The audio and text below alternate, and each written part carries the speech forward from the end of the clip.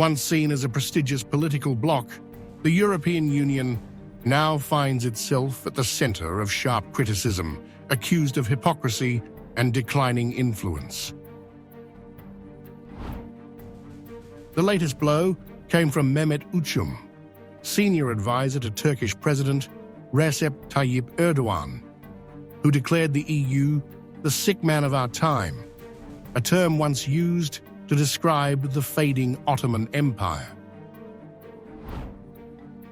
In a fiery post on X, Uçum lambasted Brussels for its stance on Turkey, arguing that the EU has no right to lecture Ankara on democracy when it is itself struggling with internal crises. The European Union is today's sick man. Those who speak on its behalf should first look at themselves. The sick man EU cannot lecture Turkey on democracy and the rule of law.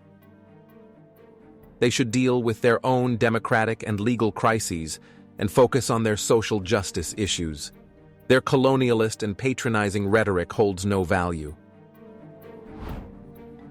Uçum's remarks came in response to European Parliament's Turkey rapporteur Nacho Amor, who stated that while Brussels is open to expanding defense ties with Turkey, Ankara has no real prospects for EU membership. Amor cited concerns over Turkey's counter-terrorism policies, judicial independence, and human rights, pointing to trustee appointments in municipalities and cases against certain political figures. The Turkish presidency advisor dismissed these concerns as politically motivated, accusing the EU of double standards, demanding that Turkey weaken its counter-terrorism measures while simultaneously relying on Ankara for European security. It is evident that the EU is not acting in good faith by demanding that Turkey weaken its counter-terrorism efforts both in legislation and practice. More importantly, the EU's approach of viewing Turkey solely through the lens of Europe's security needs is utterly unacceptable. Our President, Erdogan, has taken a sincere approach to EU membership. However, the European Union, in stark contrast, behaves insincerely and hypocritically.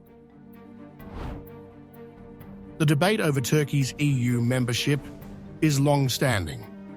Accession talks, which began in 2005, have been repeatedly stalled due to political disagreements, particularly over human rights, press freedoms, and judicial independence. Despite this, Erdogan has continued to frame full EU membership as a strategic goal, even as he criticizes Brussels for what he describes as insincere and condescending behavior toward Ankara.